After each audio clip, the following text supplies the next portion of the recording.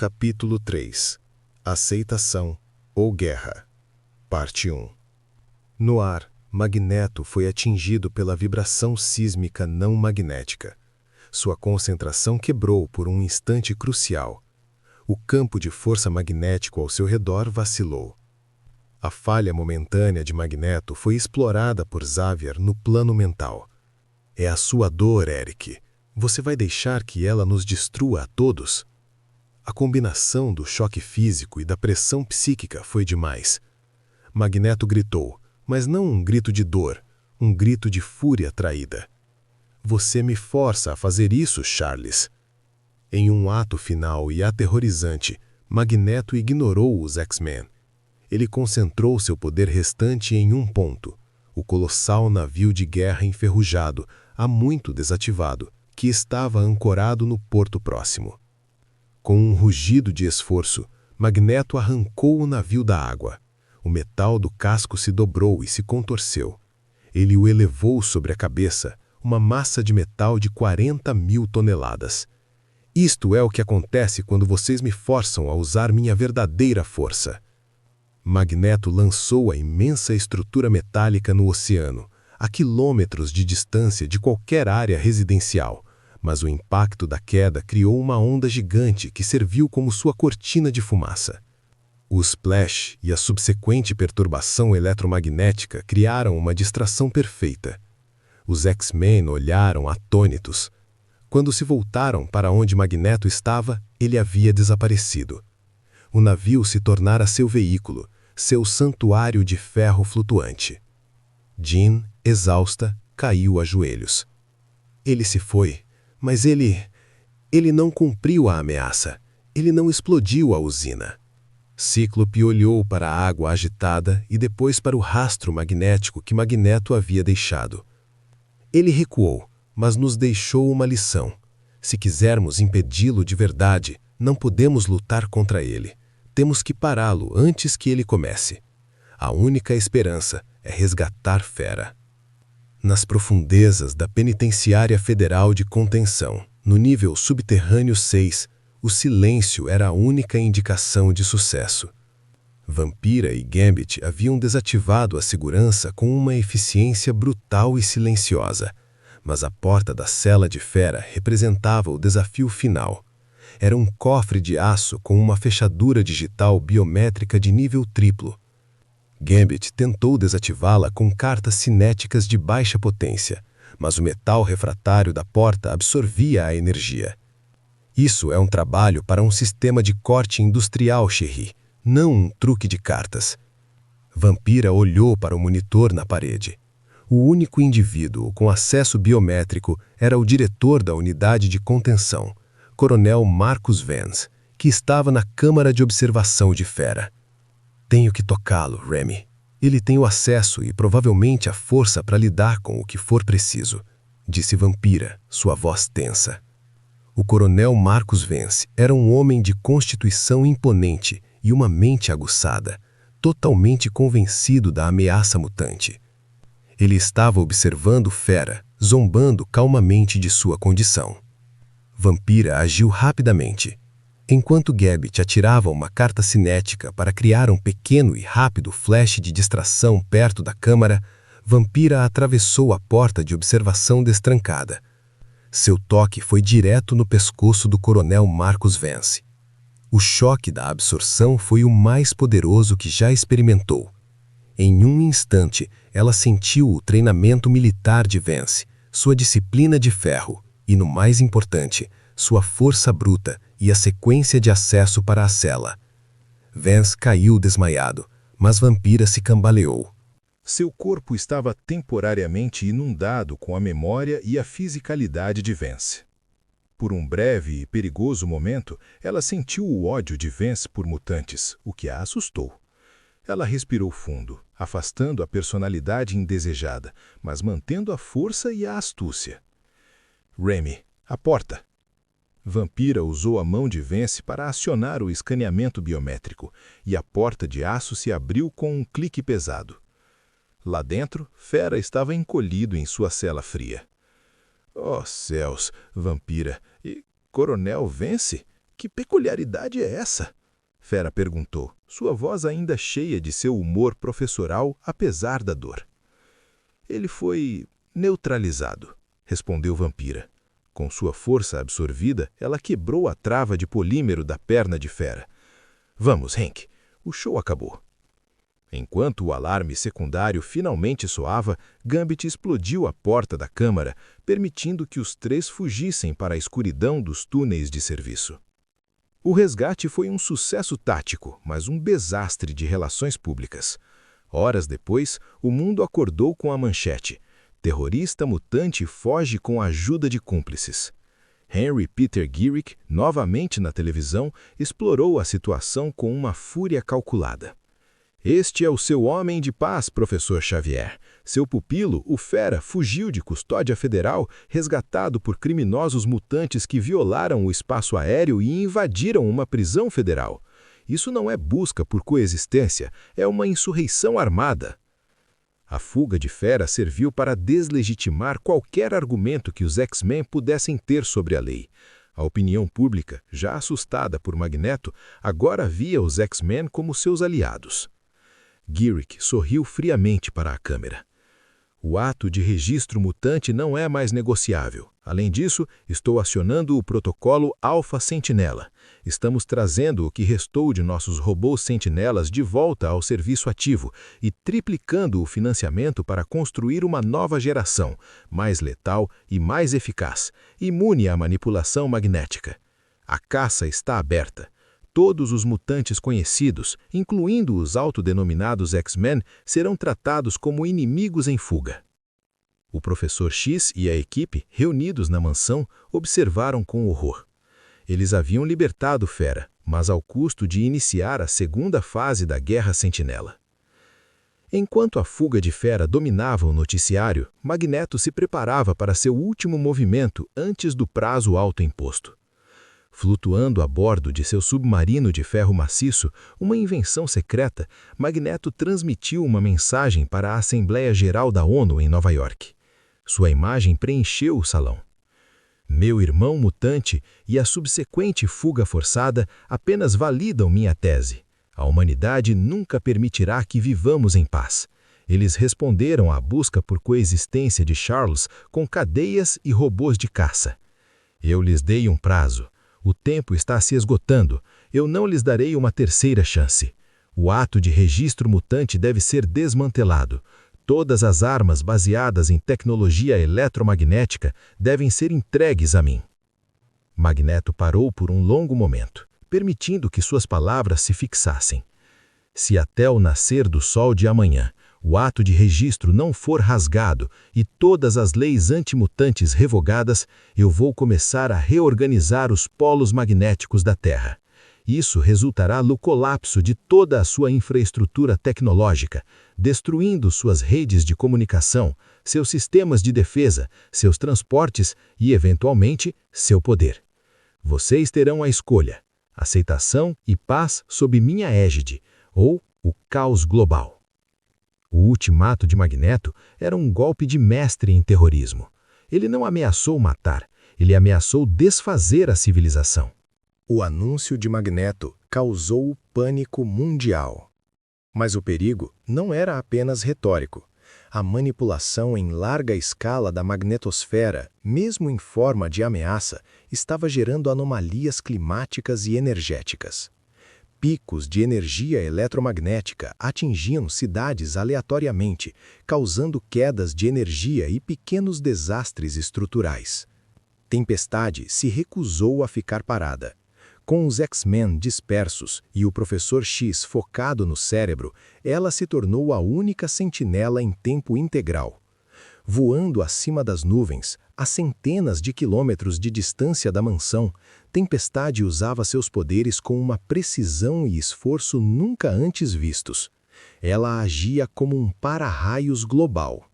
Ela criava poderosas correntes de vento ciclônicas para dispersar as nuvens carregadas de energia eletromagnética. Ela invocava relâmpagos purificadores para drenar picos de energia aleatórios antes que eles atingissem a superfície. Pelos céus e pelo vento, eu os comando. que a fúria seja contida. Ororo estava exausta, suas invocações mais solenes do que nunca, mas ela se manteve firme. Ela era o escudo da terra, provando que o poder mutante poderia ser uma força de salvação e ordem, em oposição direta ao caos de Magneto. Seu trabalho, embora invisível para a maioria, estava evitando que a ameaça de Magneto se manifestasse em desastres generalizados.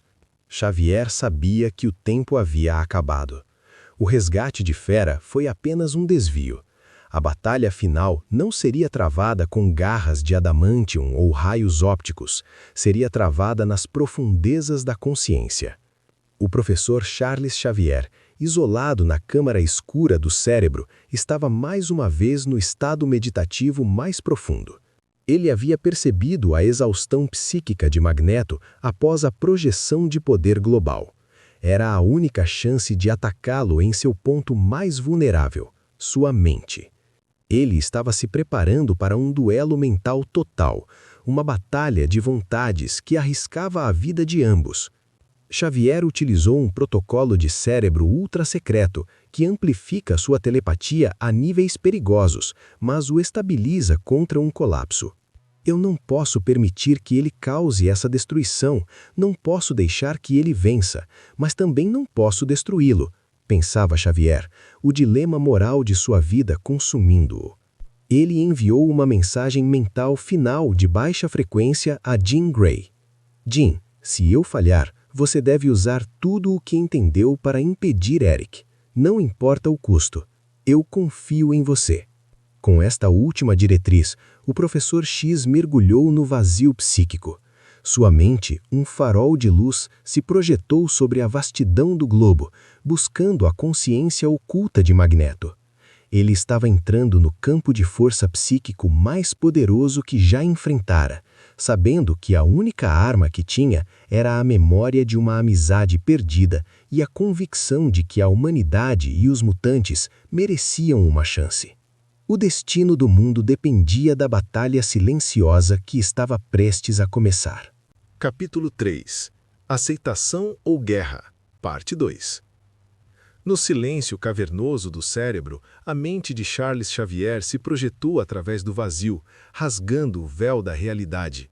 Ele encontrou a consciência de Eric Lensher a bordo de seu submarino de ferro, que Magneto havia transformado em um santuário flutuante. O confronto não ocorreu no espaço claustrofóbico do submarino, mas em uma dimensão psíquica construída pelas memórias e pelo subconsciente de ambos.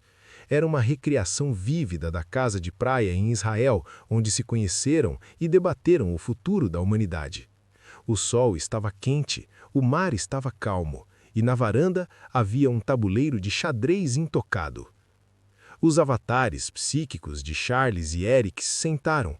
Eric, em seu uniforme mutante, parecia estoico. Charles, em sua cadeira de rodas, parecia exausto. Você ousou invadir minha mente, Charles, disse Magneto, sua voz mental fria como aço. Uma traição final. Você acha que pode me deter com seus sermões psíquicos? Eu vim para apelar ao homem que salvou vidas nos campos, Eric. O homem que eu chamei de irmão, respondeu Xavier. Sua mente projetando calma, mas sua determinação era um pilar de luz. Você está brincando de Deus com a vida de milhões. Você precisa parar.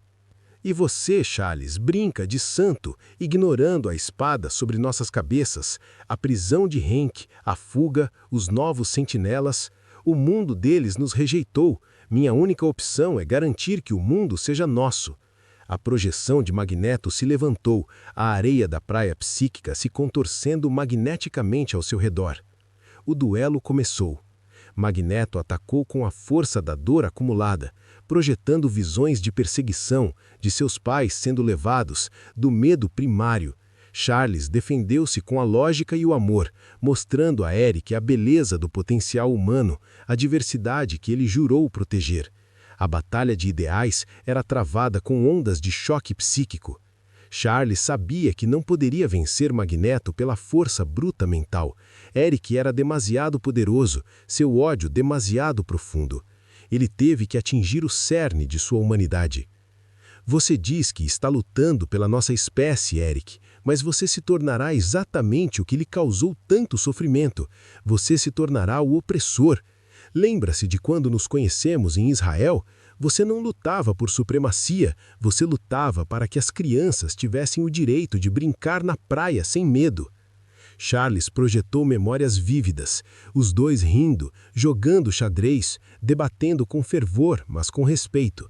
Ele mostrou a Eric a dor de ser caçado, mas então ele mostrou a dor que Eric está causando agora.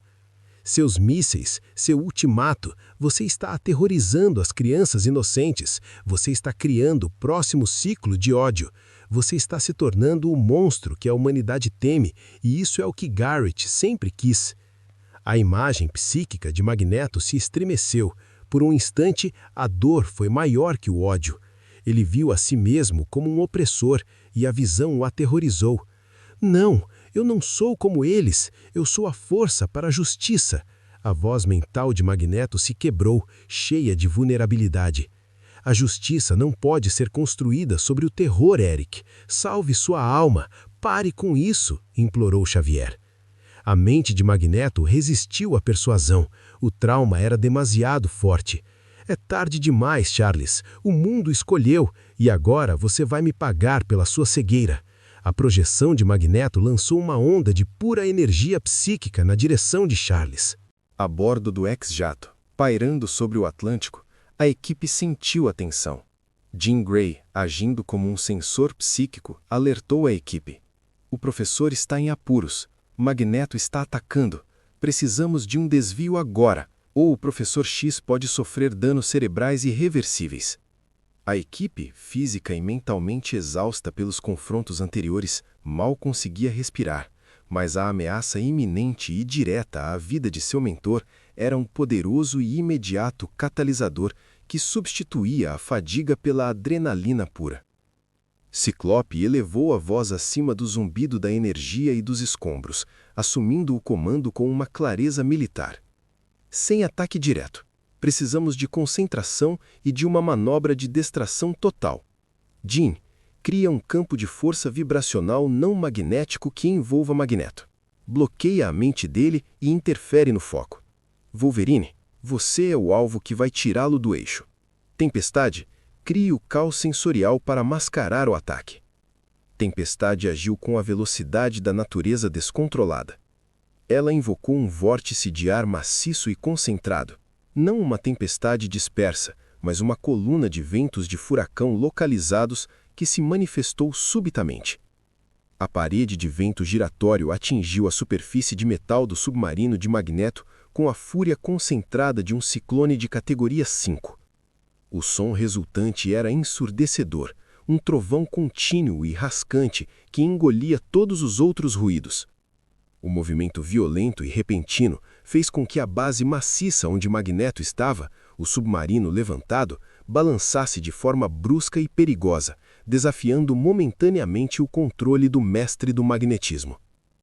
Jean Grey concentrou-se com uma intensidade quase letal. Sua testa franzida pelo esforço e veias de tensão pulsando levemente. Usando sua telecinese bruta, ela projetou um campo de energia pura, uma esfera pulsante e totalmente invisível, ao redor da figura de Magneto e de uma parte do submarino. Este campo era feito de pura força mental e energia vibracional, cuidadosamente desprovida de qualquer componente eletromagnético que Eric pudesse manipular. Foi projetado especificamente para interferir fisicamente com a concentração de Magneto, criando uma pressão mental e física constante em sua periferia, o equivalente a um zumbido agudo na sua percepção de controle. Wolverine aproveitou o momento de distração.